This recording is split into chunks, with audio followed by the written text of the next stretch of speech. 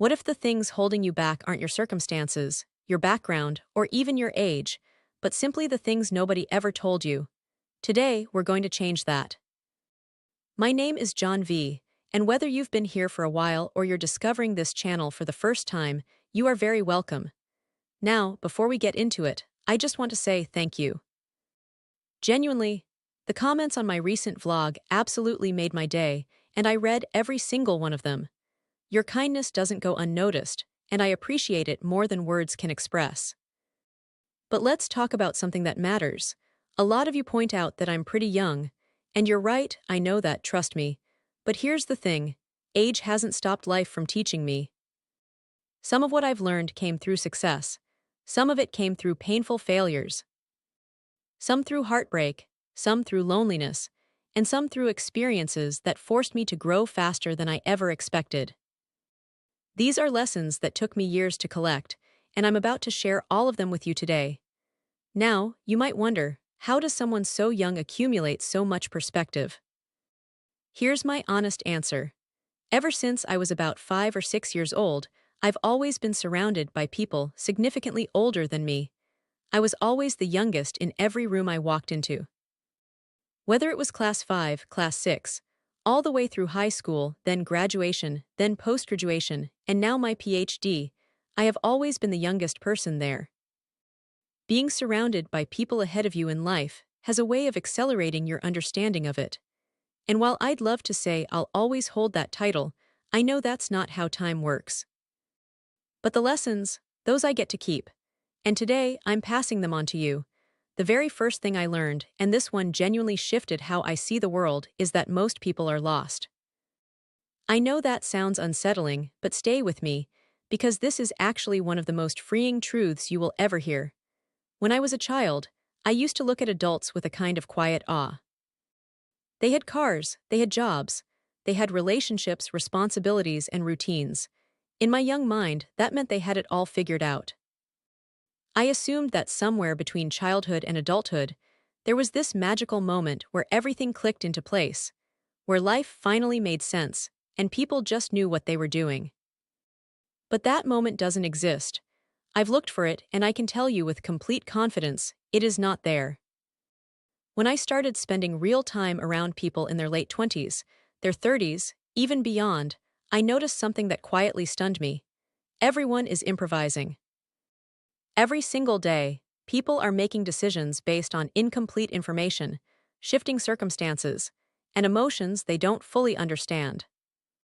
The person who looks the most put together in the room is often the one working the hardest behind the scenes just to hold things together. And once I truly accepted that, everything changed. I stopped waiting for a future version of my life, where things would finally be sorted. I stopped telling myself, I'll figure it all out eventually, as if clarity was some destination I just hadn't reached yet. Because the truth is, the situations around you will keep changing. The people in your life will evolve, your goals will shift, and you will have to keep adapting, not because you failed to plan well enough, but because that is simply what life requires. Improvisation isn't a sign of being lost, it's a sign of being alive. So wherever you are right now, whether things feel uncertain, unfinished, or nowhere near where you imagined they'd be, that is normal. That is human. The wisest move you can make is to stop waiting for everything to be sorted and start making the absolute most of where you are today. Because that is the only version of life anyone ever actually gets to live. The second lesson is one that I believe has shaped my entire journey more than any talent, credential, or opportunity ever could. Confidence changes everything. I don't say that lightly, and I'm not talking about arrogance or performance. I'm talking about a deep, grounded belief in yourself, one that walks into a room before you even open your mouth. I've always carried a certain confidence with me. I've stood on stages big and small. I've appeared on news channels, spoken on radio programs, sat across from government ministers, interacted with ambassadors, and engaged with IAS officers. And in every single one of those settings, the one thing that consistently determined how I was received wasn't my age, or my appearance, or even my knowledge. It was my confidence. At 9 years old, I walked into my first television interview, and instead of being interviewed, I was handed the microphone. The producers looked at how I carried myself and decided I wasn't a guest. I was the anchor. That is what confidence can do. Not just open doors, it can completely rewrite what role you play when you walk through them.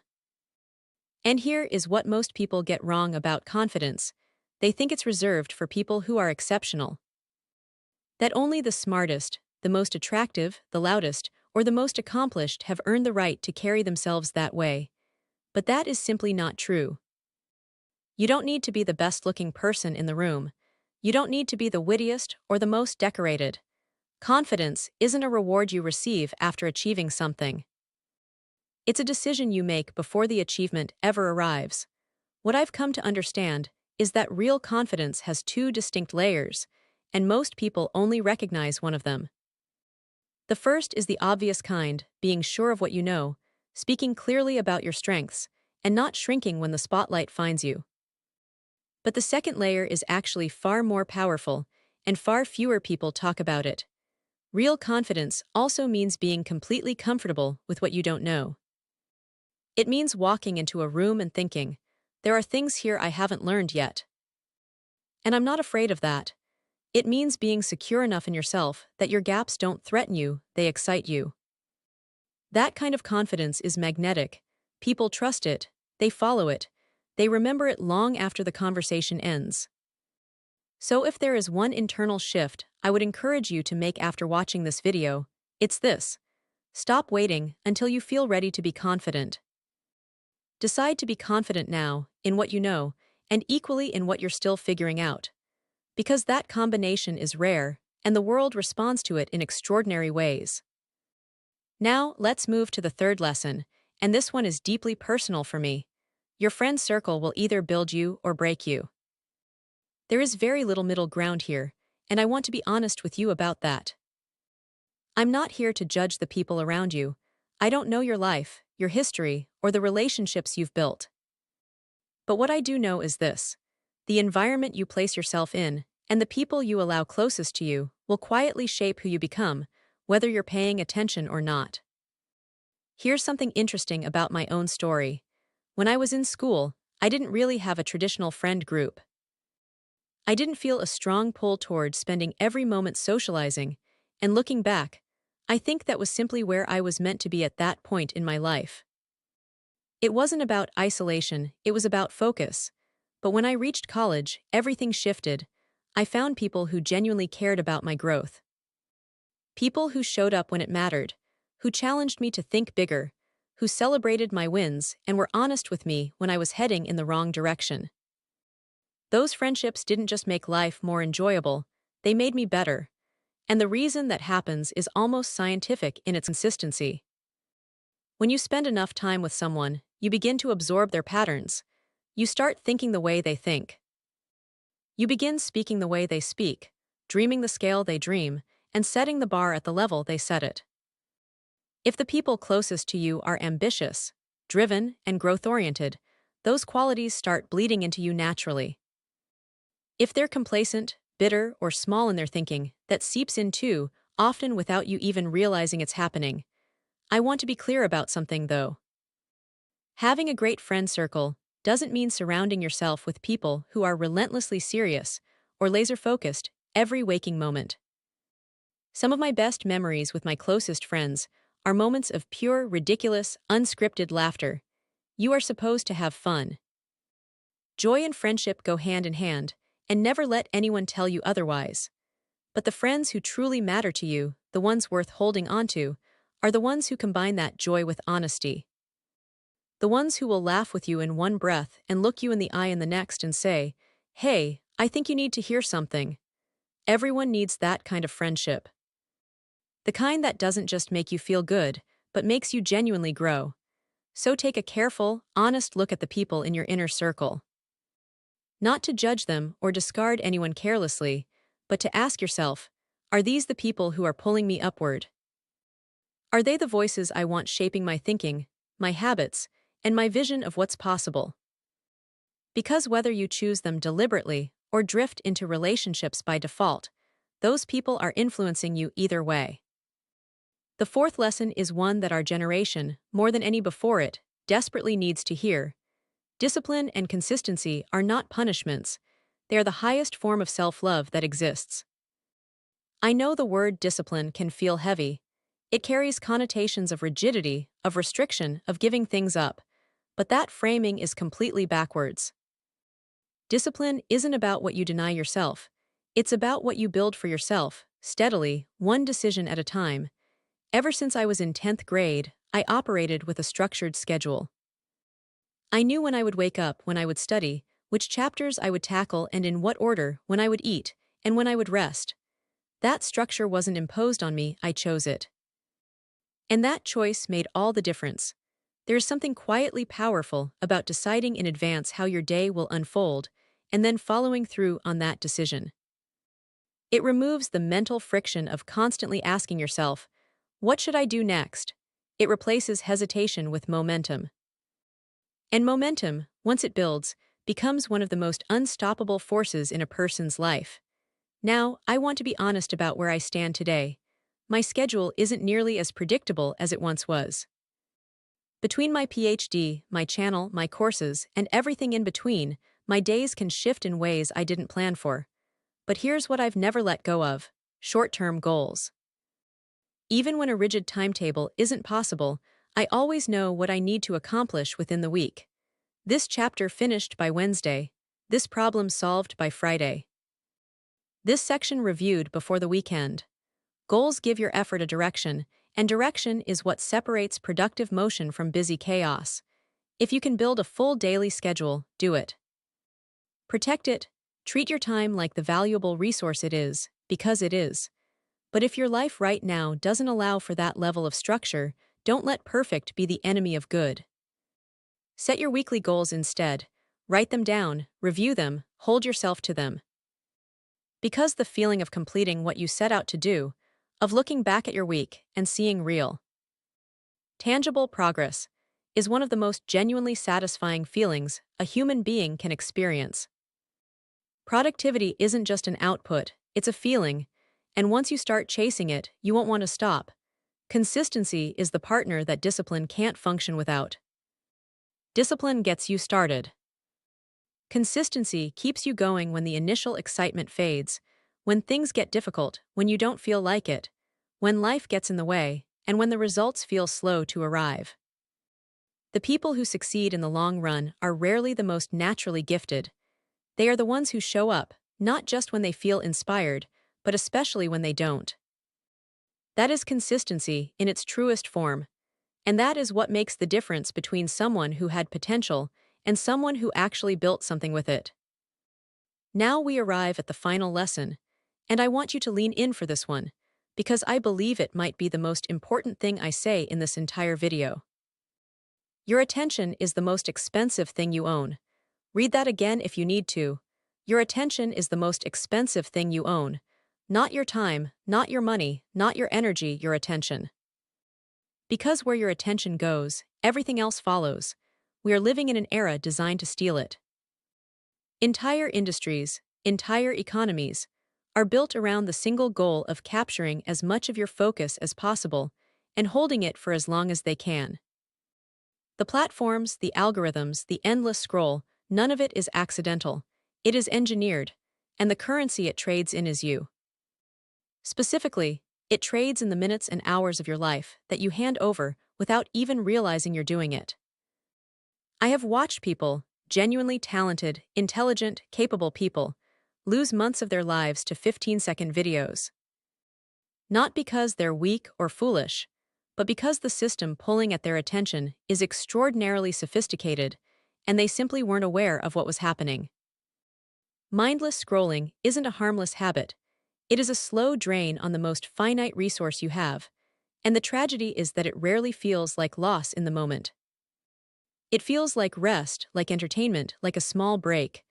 But look up after an hour and ask yourself honestly, what did that give you? I am not suggesting you eliminate entertainment from your life. That would be both unrealistic and unnecessary. Watch a film that moves you. Spend an evening laughing with friends or family. Enjoy a stand-up comedy special. Rest genuinely, fully, and without guilt.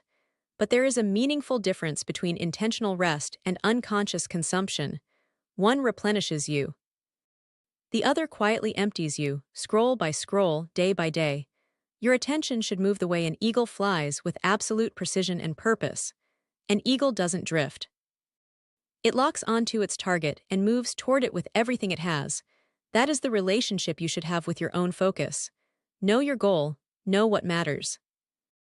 And protect your attention as if your future depends on it, because in many ways, it truly does. Here is something else worth reflecting on. When you find yourself giving your attention to people who haven't earned it, to arguments that don't concern you, to drama that doesn't serve you, to conflicts that pull you away from your own path, ask yourself what that says about where you are right now. Because here is the truth. When you have real purpose, when your days are filled with meaningful work and genuine connection, you simply don't have the bandwidth to be distracted by things that don't matter. Selective attention isn't coldness, it is self-respect. And self-respect, I'll say it plainly, is everything. Let's sit with that idea of self-respect for a moment longer, because it connects to everything we've talked about so far in ways that aren't always obvious at first glance. Self-respect is not a personality trait that some people are born with and others simply aren't. It is a practice. It is a daily series of choices about what you allow into your life, what you walk away from, and what you decide you are worth. And here's the thing, every lesson in this video, every single one, ultimately circles back to it. When you understand that most people are lost, and you stop pressuring yourself to have everything figured out, that is an act of self-respect. You're releasing yourself from an impossible standard and giving yourself permission to be human. When you build confidence, not the performative kind, but the deep-rooted kind, you are telling yourself that you are worth believing in before anyone else does. When you choose your friend circle carefully, you are saying that your mental environment matters, that the voices in your life deserve to be chosen, not merely inherited. When you practice discipline and consistency, you are making a daily declaration that your future is worth showing up for. And when you guard your attention with intention, you are affirming that your time and focus are sacred, because they are. None of these lessons exist in isolation. They form a kind of internal architecture. Each one supports the others. And together, they build the foundation of a life that you've actually chosen, not one you've simply stumbled into because of habit or default or the expectations of others.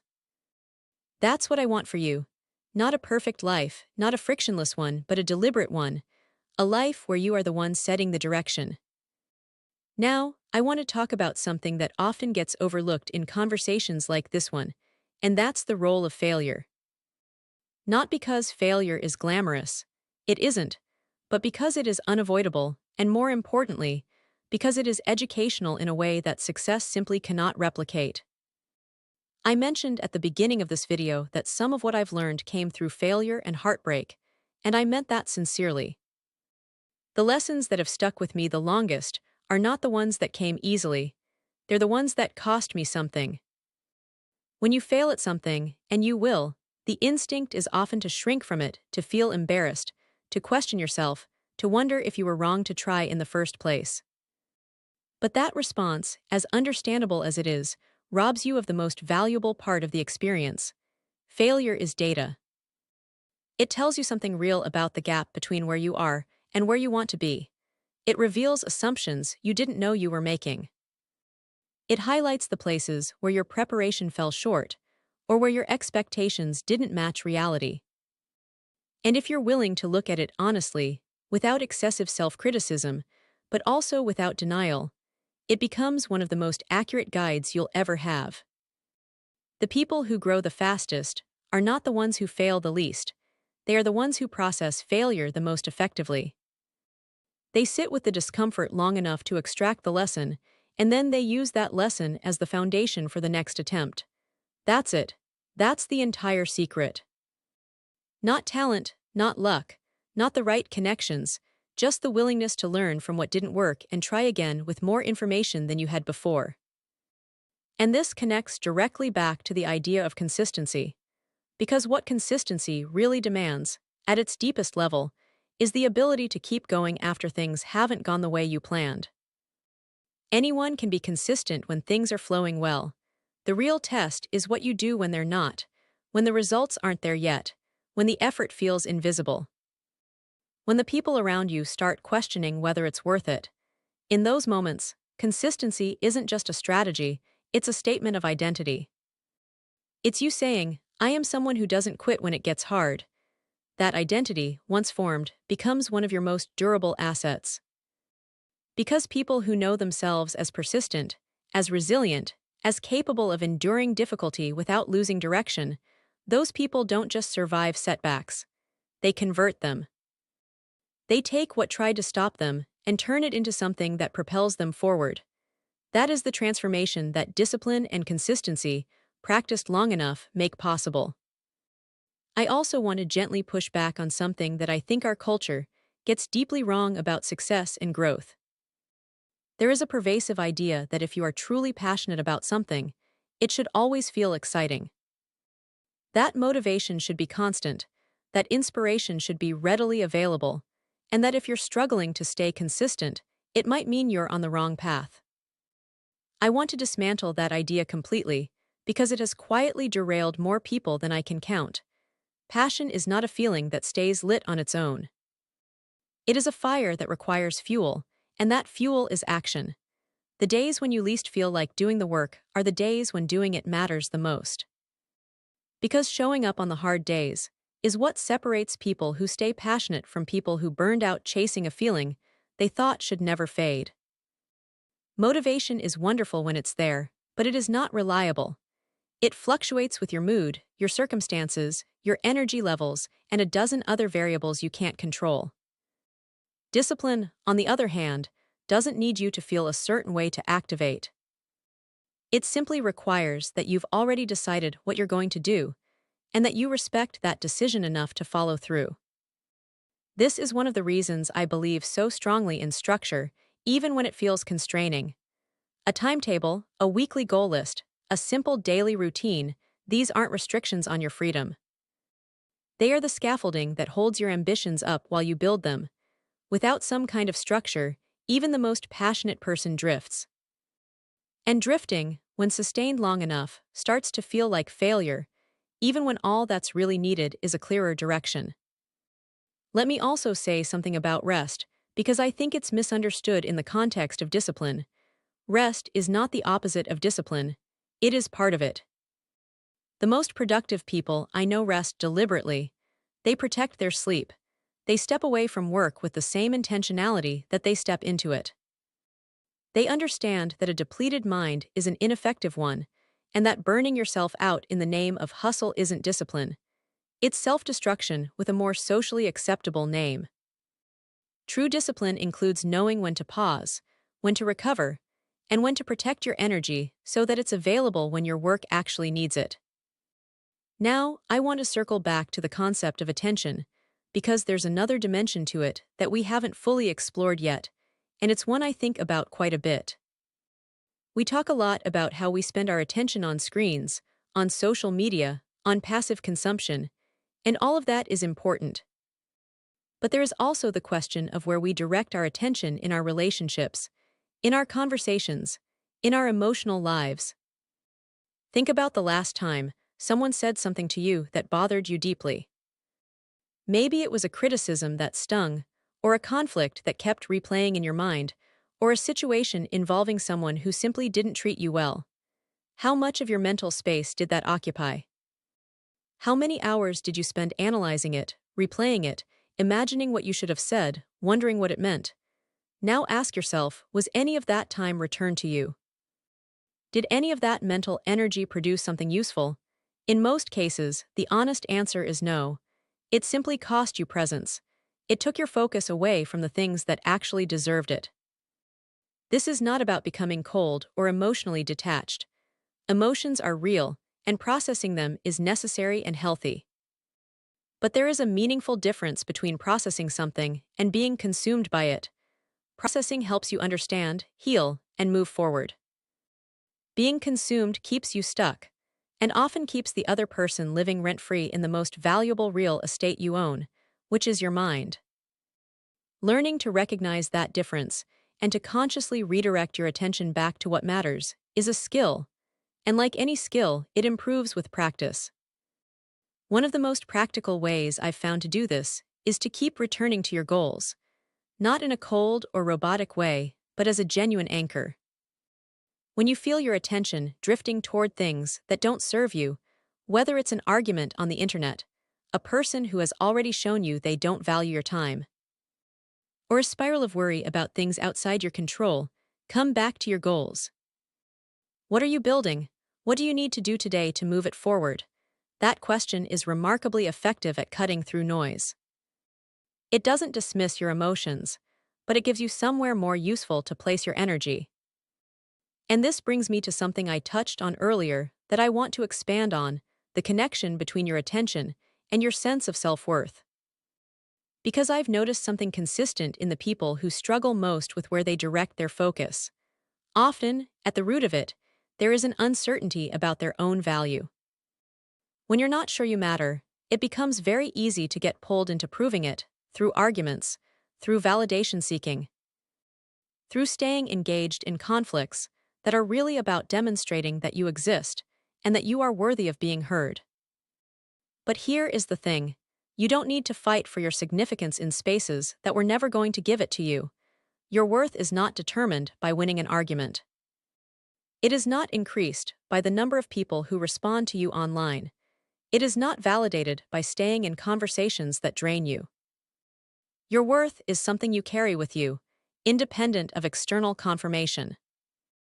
And the sooner you really believe that, not just intellectually but deeply, in the way you actually move through your days, the easier it becomes to let go of the things that were never worth holding in the first place.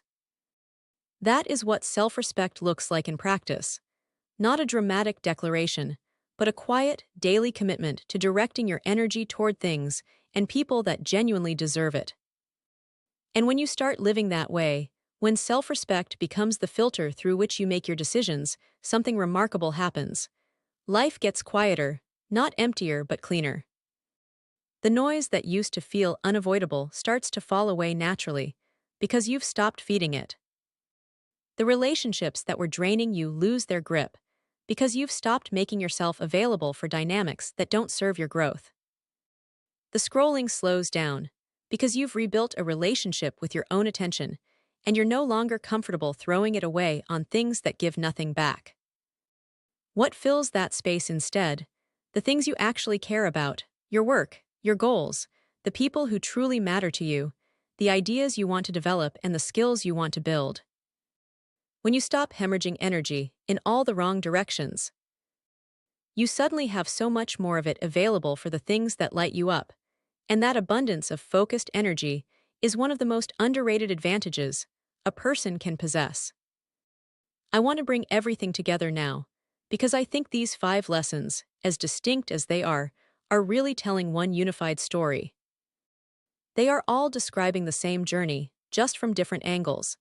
The journey from living reactively to living intentionally, from being shaped by your environment to actively shaping it, from drifting through your days to designing them.